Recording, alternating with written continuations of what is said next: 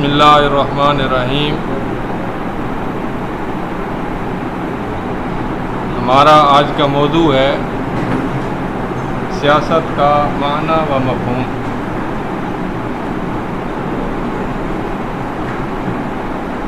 آپ کے پاس ہوگا یہ فائل ہے نا، سیاست کا معنی و مفہوم۔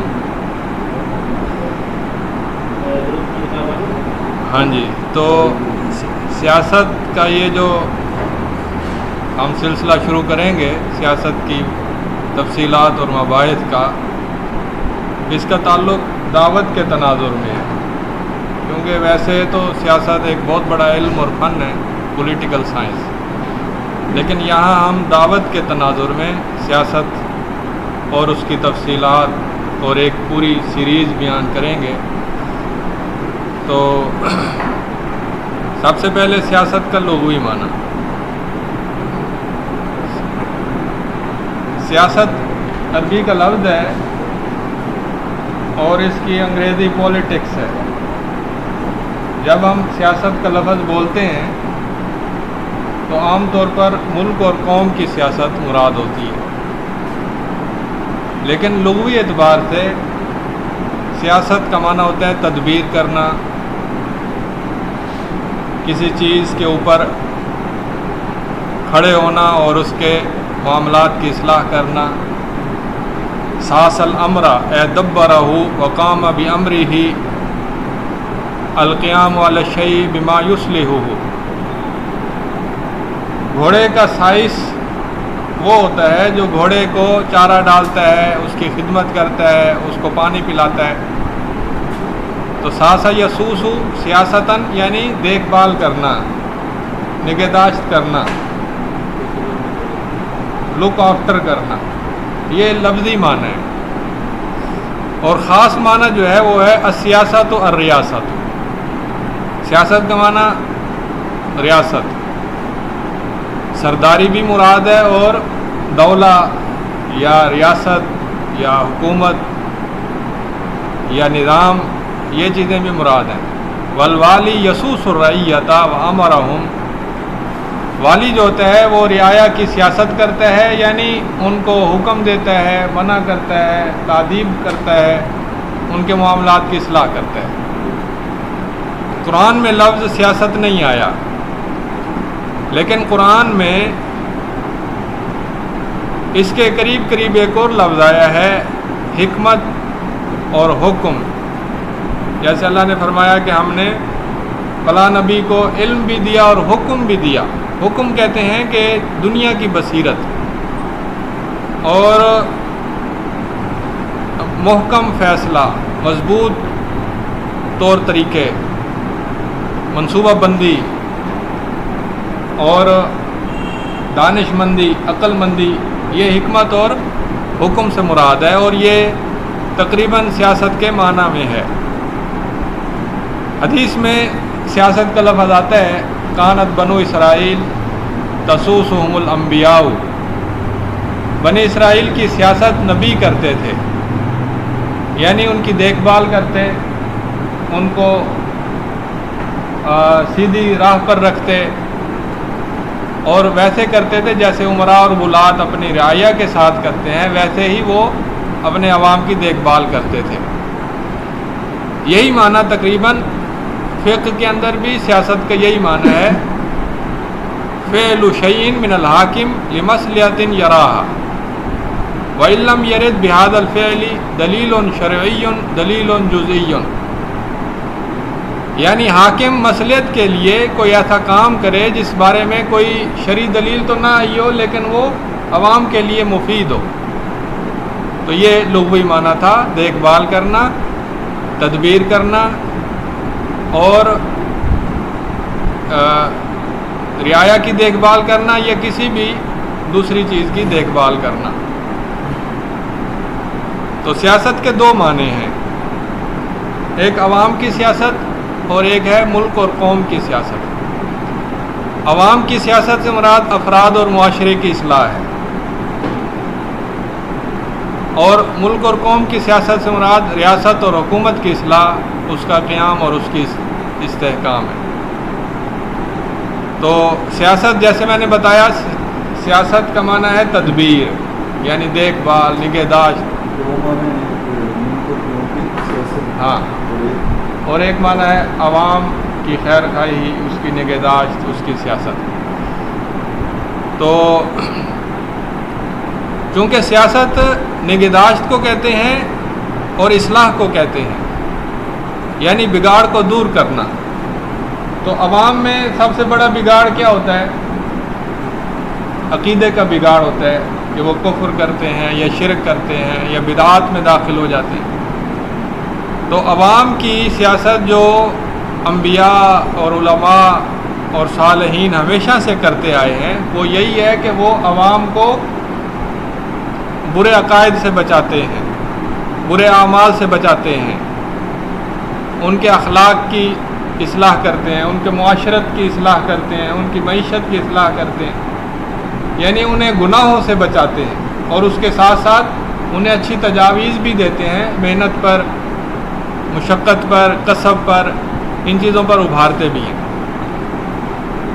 تو ریاست کا بگاڑ اگر درست کریں تو ریاست کا بگاڑ یہی ہے کہ ریاست کو بھی کفر اور شرک سے بچائیں اور معاصی، نافرمانیوں، اللہ کی سرکشی سے بچائیں، اور ریاست کو دین، اخلاق اور مصالح پر قائم کریں.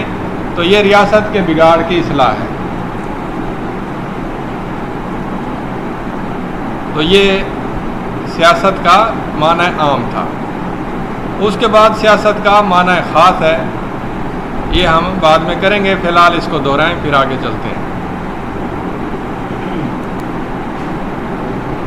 ہاں جی، سیاست کا معنی خاص ہے. اس کا معنی خاص ہے شہری سیاست یا سیاست مدنیہ. عربی میں سیاست مدنیہ کہتے ہیں اور انگریزی میں سیوکس، شہری سیاست یا پولیٹیکل سائنس بھی کہتے ہیں. یہ ارسطو اور افلاطون کے دور سے یہ سیاست کا معنی، مفہوم یہ مروج ہے، رائج ہے. اور مسلمانوں نے سیاست کا جو معنی خاص ہے، یعنی شہری سیاست یا ملکی اور قومی سیاست یا حکومت کی سیاست، اس پر مسلمانوں نے بھی کتابیں لکھی. سب سے پہلی جو کتاب لکھی وہ امام ماوردی نے الاحکام السلطانیہ لکھی، یعنی مسلمانوں کا بادشاہ کیسا ہو، مسلمانوں کا حاکم کیسا ہو، اور اس کے فرائض کیا ہیں، اس کے حقوق کیا ہیں. اسی طرح السیاست المدنیہ، یہ تو ویسے اصل میں یونانی فلاسفہ کی کتاب تھی، لیکن اس کو مسلمانوں نے بھی ترجمہ کیا اور یہ مسلمانوں میں بھی آئی. اسی طرح السیاست الشرعیہ امام ابن تیمیہ نے لکھی. اس میں بھی سیاست کا معنی یہی تھا کہ حکومت کی اصلاح اور شہری سیاست، قوم کی اصلاح، سیاست کے شعبے یعنی عدالتیں قائم کرنا اور خلیفہ کے فرائض اور اسی طرح سے دین کو قائم کرنا، یہ سیاست شرعیہ کے اندر تھا. اسی طرح ایک لفظ آتا ہے الامامۃ الکبریٰ، یہ بھی سیاست کا معنی خاص ہے. ریاست الدولہ، فقہ الخلافہ، یہ سارے لفظ سیاست کا معنی خاص پر دلالت کرتے ہیں. تو جب سیاست کا معنی خاص مراد ہو تو اس میں حکام کے چناؤ کا طریقہ، کہ حکام کا چناؤ کیسے ہوگا، یہ سب سے بنیادی چیز ہے. کیونکہ اگر حکام نسل در نسل ہوں تو اسے کہتے ہیں بادشاہت. اگر حکام جو ہے کسی خاص گروہ سے ہوں، اشرافیہ سے ہوں، تو اسے کہتے ہیں ارسٹوکریسی، یعنی ایک خاص نسل سے، ایک خاص طبقے سے، ایک خاص گروہ سے، تو اسے کہتے ہیں ارسٹوکریسی. اور اگر حکام کا چناؤ ہو عوام کے ووٹوں سے تو اسے کہتے ہیں ڈیموکریسی. اور اگر حکام کا چناؤ ہو اہل حل و عقد سے، جو مسلمانوں کے مجلس شورا کے ارکان ہوتے ہیں، علماء ہوتے ہیں، اگر وہ چناؤ کریں تو پھر اسے کہتے ہیں خلافت. خلافت میں عوام کا چناؤ نہیں ہوتا، نہ بادشاہت ہوتی ہے، نہ ارسٹوکریسی اشرافیہ کی حکومت ہوتی ہے۔ تو حکام کا چناؤ کا طریقہ یہ سب سے پہلا موضوع ہے شہری سیاست میں، سیاست مدنیہ میں۔ حکام کی اہلیت کیا ہو، کیا وہ متقی ہو یا نہ ہو، مسلمان ہو یا کافر بھی بن سکتا ہے۔ حکام کے فرائض کیا ہیں، سب سے پہلا فریضہ کیا ہے، دین قائم کرنا پہلا فریضہ ہے یا دنیاوی مصالح یعنی معیشت مضبوط کرنا زیادہ بڑا کام ہے، امن زیادہ ضروری ہے یا یہ کہ عیش و عشرت زیادہ ضروری ہے۔ یہ حکام کے فرائض دیکھیں گے۔ حکام کا عزل کیسے ہوتا ہے، یعنی اسے اگر ہم اس کے فرائض سے روک دیں، اسے معزول کریں تو کیسے کریں گے۔ رعایا کے فرائض کیا ہیں، ریاست کے استحکام اور اصلاح میں رعایا کی ذمہ داریاں کیا ہیں، شہری سیاست کے شعبے، داخلی پالیسی، خارجہ پالیسی، معاشرت، معیشت، انتظامی شعبے، مقننہ، عدلیہ، انتظامیہ، اللہ کی حاکمیت، انسانوں کی فلاح، دین کی حراست یعنی دین کی حفاظت، یہ سیاست کا معنی خاص تھا۔ اس کے بعد اگلا ہے دنیاوی ہدف کے اعتبار سے سیاست کی اقسام۔ دنیاوی ہدف کے اعتبار سے اگر ہم سیاست کی اقسام دیکھیں تو 3 قسمیں ہیں، سیاست الجور، غفلت پر مبنی سیاست اور عدل و انصاف پر مبنی سیاست۔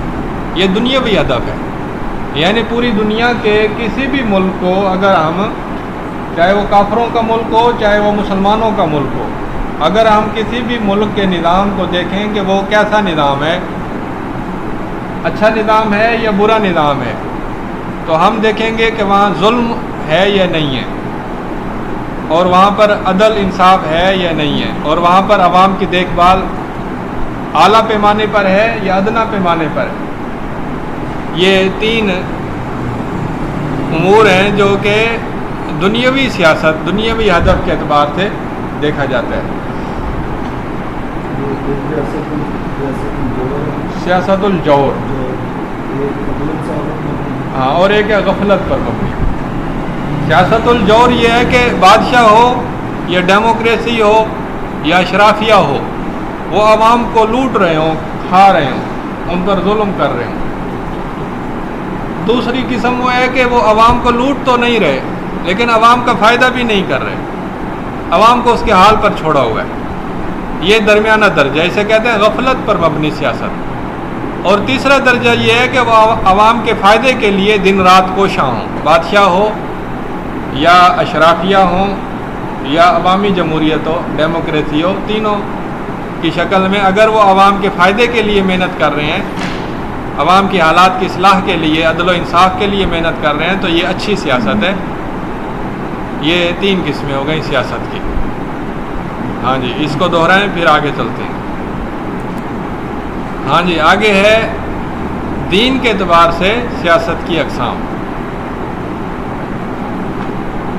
پہلے جو ہم نے 3 قسمیں بنائی تھی وہ دنیاوی اہداف کے اعتبار سے، کیونکہ ہر قوم کے اندر ظلم کا تصور موجود ہے کہ یہ چیز ظلم ہے، یہ عدل ہے، یہ غفلت ہے اور یہ خیر خواہی ہے۔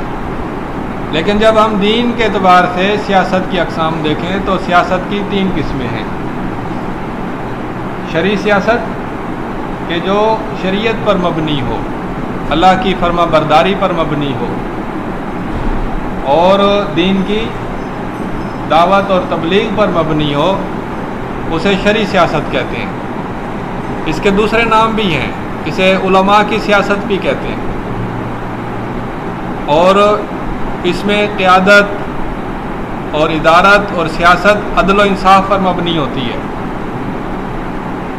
عدل ویسے تو ہر ملک اور قوم کا فرض ہے، لیکن جب دین بھی ساتھ ہو تو عدل کا ایک خاص مفہوم ہے۔ مثال کے طور پر شراب نوشی دین کے اعتبار سے ظلم ہے، لیکن دوسرے ملکوں میں شراب نوشی پر پابندی نہیں ہے، وہ اسے سمجھتے ہیں کہ اس میں کوئی حرج نہیں ہے۔ تو یعنی ایک عدل وہ ہے کہ عوام میں برابری ہو، ان کے ان کے پاس جو مواقع ہوں وہ برابر برابر ہوں. اور ایک عدل یہ ہے کہ ان کے اپنے نفسوں کے لیے جو خیر خواہی ہے وہ اللہ کے حکم کے مطابق ہو. اس حساب سے اگر دیکھیں تو جو غیر اسلامی حکومتیں ہیں وہ غیر عادلانہ بھی ہیں، کیونکہ جب وہ اللہ کی پابندی نہیں کریں گی تو لا محالہ کچھ چیزوں میں عدل ہوگا تو کچھ چیزوں میں عدل نہیں ہوگا. تو اس لیے شرعی سیاست ہی اصل میں عادلانہ سیاست ہے، اور شرعی سیاست ہی اصل میں سیاست راشدہ ہے. اور یہی انبیاء کی سیاست تھی، یہی نبی اکرم صلی اللہ علیہ وسلم کی سیاست تھی، اور یہی علماء کی سیاست ہونی چاہیے. اور اس کے پھر مزید دو شعبے ہیں، حالت ذوف کی سیاست اور حالت قوت کی سیاست. یہ تھا شرعی سیاست کا تصور جو قرآن حدیث پر مبنی ہو، انبیاء کے طریقے پر مبنی ہو، عدل و انصاف پر مبنی ہو، اللہ کی حاکمیت اور دین کی روشنی میں ہو. اس کے مقابلے میں بدعی سیاست ہے، بدعتی سیاست. بدعی سیاست میں خروج ہے، تشدد ہے، تکفیر ہے، تعصب ہے، تہذب ہے، فروعی ایشوز کی سیاست ہے.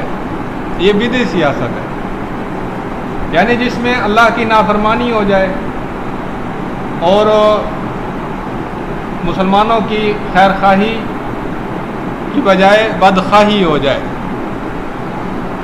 مسلمانوں کی خون ریزی ہو. یہ بدعی سیاست ہے کہ جس میں اصول و قواعد کا خیال رکھے بغیر، دین اور شریعت کے احکام کا خیال رکھے بغیر جو زبردستی سے، استبداد سے، تشدد سے، تکفیر سے، خروج سے جو سیاست قائم کی جائے وہ بدعی سیاست ہے. اسی طرح بدعی سیاست یہ بھی ہے کہ بادشاہ کے بعد دوسرا بادشاہ، اس کا بیٹا ہو، پھر اس کا بیٹا، پھر اس کا بیٹا. یہ بھی شرعی سیاست نہیں ہے. لیکن اگر باپ کے بعد بیٹا دین کا خیر خواہ ہے پھر کوئی حرج نہیں ہے، پھر اس کا بیٹا آتا ہے وہ بھی دین کا خیر خواہ ہے. اگر نسل در نسل دین کے خیر خواہ پیدا ہو رہے ہیں تو پھر بادشاہت میں کوئی گناہ نہیں ہے. یہ اس کے بعد ہے الہادی سیاست. الہادی سیاست وہ ہے جو معاصی پر مبنی ہو اور دین سے آزادی پر مبنی ہو، اور دین کو سیاست کے تابع کر دیا جائے، اور ظلم اور جور کی سیاست، یہ الہادی سیاست ہے. شرعی سیاست وہ جس میں دین کی علم برداری ہو اور وہ اہل سنت والجماعت کے طریقے پر ہو. بدعی سیاست وہ جس میں دین کی بات تو ہو لیکن اس میں اہل سنت والجماعت کا طریقہ چھوڑ دیا جائے، خوارج کا طریقہ ہو یا معتزلہ کا طریقہ ہو یا اہل تشیع کا طریقہ ہو، وہ بھی ایک خاص طریقہ ہے. اور تیسری چیز تھی الہادی سیاست کہ جس میں دین بالکل چھوڑ دیا جائے، نہ سنت کے طریقے سے نہ بدعت کے طریقے سے، کیونکہ اہل بدعت جو ہیں وہ بھی دین کو بہرحال اختیار کرتے ہیں چاہے وہ انحراف کے ساتھ کیوں نہ ہو. لیکن الہاد پر مبنی جو سیاست ہوتی ہے اس میں معاصی، نافرمانیاں، دین سے آزادی، سیکولرزم، لبرلزم، یہ چیزیں ہوتی ہیں. تو یہ تھا دین کے اعتبار سے سیاست کی 3 اقسام. ہاں جی، اس کو دہرائیں پھر آگے چلتے ہیں. آگے ہے شرعی سیاست کی 2 اقسام.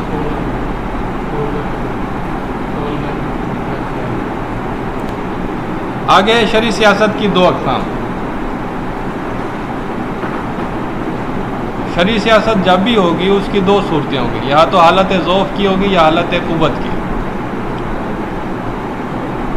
اگر حالت ذوف میں ہو تو مکی دور والی سیاست ہوگی کہ لڑائی جھگڑا نہیں کرنا، صبر کرنا ہے، اعراض کرنا ہے، ہاتھ کو روک کر رکھنا ہے، تصادم نہیں کرنا. یہ حالت ذوف کی سیاست ہے. حالت ذوف کی سیاست میں بھی پھر 2 قسمیں ہیں.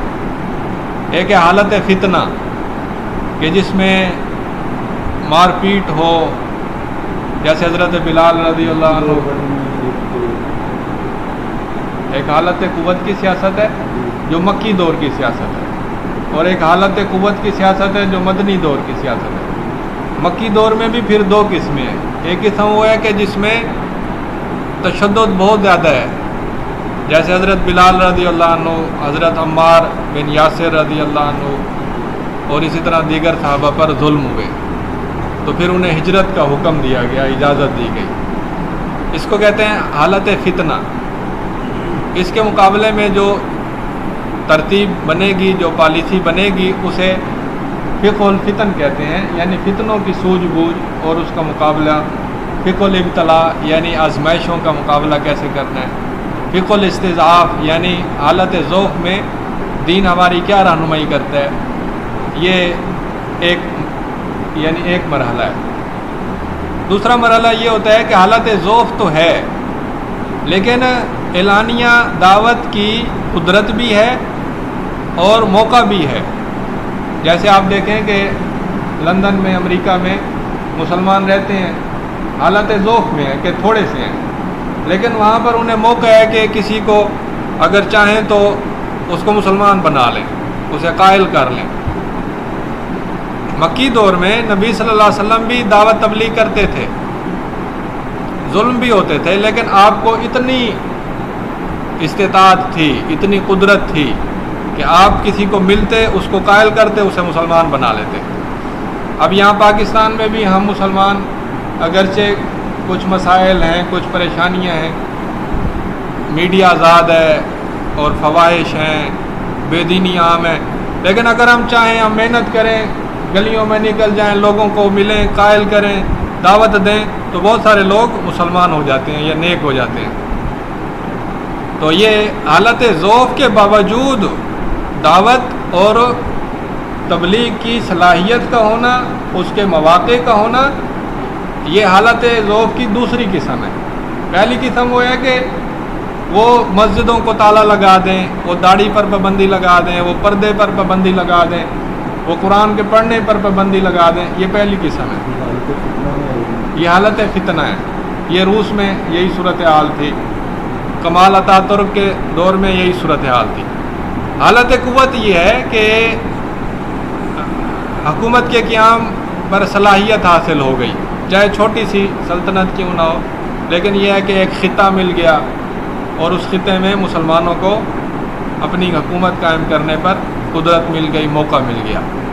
تو یہ نبوی دور کا طریقہ تھا۔ پھر حکومت کی اصلاح پر طریقہ کار ہے کہ امر بالمعروف ہو، نہی عن المنکر ہو، حکومت خود بھی اپنی اصلاح کرے، محاسبہ کرے، عوام کو بھی یہ حق حاصل ہو کہ وہ حکومت کی اصلاح کریں، جیسا کہ حضرت ابوبکر رضی اللہ عنہ عوام کے سامنے خود کو پیش کرتے تھے، حضرت عمر رضی اللہ عنہ اپنے آپ کو عوام کے سامنے پیش کرتے تھے۔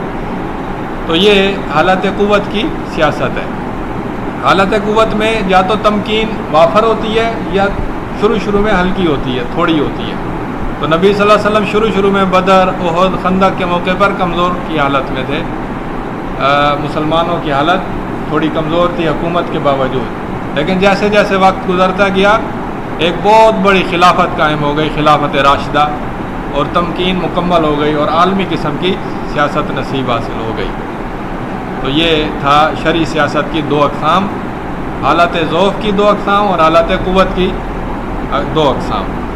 قیامت کے قریب پھر آخری درجہ آ جائے گا کہ حالت فتنہ ہوگا، لوگ اپنے دین پر عمل نہیں کر سکیں گے اور آہستہ آہستہ دین مٹ جائے گا۔ تو وہ جو حالت فتنہ ہے اس میں اجازت ہے کہ آپ لوگ اپنے ایمان کی حفاظت کے لیے کسی پہاڑ کی چوٹی پر چلے جاؤ، کوئی چھوٹا سا ریوڑ رکھ لو، گھروں کے اندر زیادہ سے زیادہ وقت گزارو، یہ حالت ذوق کی پالیسی ہے۔ ہاں جی، اس کو دہرائیں پھر آگے چلتے ہیں۔ ہاں جی، آگے ہے سیاست عوام کا کام نہیں۔ سیاست جو ملکی اور قومی سطح کی سیاست ہے وہ عوام کا کام نہیں ہے، نہ پرانے دور میں تھا اور نہ آج کل کے دور میں۔ پرانے دور میں بادشاہت ہوتی تھی اور بادشاہ تو عوام کو اپنے مسائل یا اپنے امور کی آگاہی دیتا ہی نہیں تھا، وہ خود فیصلے کرتا یا اپنے امراء سے مشورے کرتا اور پھر اس کے مطابق چلتا تھا۔ خلافت کا جو دور تھا اس میں بھی مجلس شورا تو ہوتی تھی، لیکن ہر مسئلے میں عوام سے رائے نہیں لی جاتی تھی. اور پھر جو خلیفہ کے مجلس شورا کے جو ارکان ہیں وہ عوام کے منتخب کردہ نہیں ہوتے تھے، وہ اپنی علمی صلاحیت سے، اپنے دینی خدمات سے وہ مجلس شورا کے ارکان بن جاتے تھے، اہل حل و عقد بن جاتے تھے. تو یہ خلافت میں بھی عوام کا سیاست میں کردار بڑا محدود ہے. وہ یعنی اگر حاکم میں کوئی غلطی دیکھیں تو نشاندہی تو کر سکتے ہیں، لیکن ان کے ذمہ نہیں ہے کہ وہ مجلس شورا کے ارکان منتخب کریں یا حاکم کو منتخب کریں، یہ ان کے ذمہ نہیں ہے. اور جو جدید دور آیا تو اس میں ڈیموکریسی کا طریقہ آیا، اور اس میں عوام کو یہ اختیار دیا گیا کہ آپ جو ہے اپنے پسند کے لوگ خود چنو اور پھر ان کو آگے بھیجو، اور وہ تمہاری پسند پر قانون سازی کریں. جو عوام پسند کرے وہ قانون سازی پارلیمنٹ میں کی جائے. تو یہ جدید طریقہ ہے، لیکن اس جدید طریقے میں بھی دعویٰ تو یہی ہے کہ اس میں عوام کی مرضی کے مطابق حکومت ہوتی ہے، لیکن پھر بھی عوام ان پڑھ جاہل ہوتی ہے، یا پھر عوام کو دھمکی سے، دھونس سے، لالچ سے گمراہ کیا جاتا ہے، میڈیا کے ذریعے گمراہ کیا جاتا ہے. تو خلاصہ یہ ہے کہ سیاست جو ہے وہ عوام کا کام نہیں ہے. سیاست جو مروجہ سیاست ہے، جس میں جزوی، فروعی، قومی ایشوز عوام کو سمجھائے جائیں، تو اس سے نہ عوام کو دلچسپی ہے اور نہ ان کی رائے ہے، اور نہ وہ کچھ کر سکتے ہیں. اور اگر سیاست کا ہدف یہ ہو کہ امت کی تیاری ہو اور دین کی بنیاد پر معاشرے کی اصلاح ہو اور عقائد اور اعمال کی اصلاح ہو، تو یہ انبیاء اور علماء کا طریقہ ہے. اور اس میں عوام بھی اپنا حصہ ڈال سکتی ہے کہ وہ بھی نیکی کا کام کریں، دین کو پھیلائیں اور امر بالمعروف کریں، نہی عن المنکر کریں. یہ یعنی جو سیاست معنی عام کے اعتبار سے ہے، یعنی عقائد اور اعمال کی اصلاح اور لوگوں کے بگاڑ کو دور کرنا، اس میں تو عوام حصہ لے سکتے ہیں. لیکن جو ملکی اور قومی سطح کی سیاست ہے، اس میں عوام کا کوئی کام نہیں ہے. جنگ ہونی چاہیے یا نہیں ہونی چاہیے، خارجی تعلقات ہوں نہ ہوں، ملک کی حفاظت کیسے ہوگی، یہ بازاری جاہل اور ان پڑھ لوگوں کا کام نہیں ہے. اور اگر عوام سیاست کی فروعات اچھی طرح سمجھ بھی لیں تو پھر بھی اس کا کوئی فائدہ نہیں ہے، کیونکہ وہ اسے نافذ نہیں کر سکتے. وہ کوئی بھی فیصلہ کر کے نافذ نہیں کر سکتے. مثال کے طور پر انہیں حکومت کی کوئی پالیسی اچھی نہیں لگی، وہ زیادہ سے زیادہ جلوس اور ہڑتالیں تو کر سکتے ہیں، لیکن وہ عوام کی یعنی عوام جو ہے وہ حکمرانوں کے فیصلوں کو بدل نہیں سکتے جب تک کہ وہ خود نہ چاہیں. تو یہ موضوع تھا کہ سیاست عوام کا کام نہیں ہے. اس لیے اہل علم کی رائے یہ ہے کہ جو ملک اور قوم کی سیاست ہے، جو خاص طور پر فروعی ایشوز ہیں، ان میں عوام کو نہ دلچسپی لینی چاہیے اور نہ اس پر محنت کرنی چاہیے اور نہ اس کو سمجھنے کی کوشش کرنی چاہیے. البتہ جو بڑے ایشوز ہیں سیاست کے، جیسے دین کا نافذ نہ ہونا اور ملک کے اندر بے حیائی کا عام ہونا یا کوئی کفر اور الحاد کا پھیلنا، یہ چیزیں اگر ہوں تو اس میں عوام اپنا رد عمل اور اپنی رائے دکھا سکتی ہے. آخری بات ہے جو ماخذ ہے، ماخذ میں سب سے پرانی جو کتاب ہے وہ امام ماوردی کی الاحکام السلطانیہ ہے. امام ماوردی کی، امام ماوردی شافعی عالم تھے اور غالباً 4 صدی ہجری کے تھے.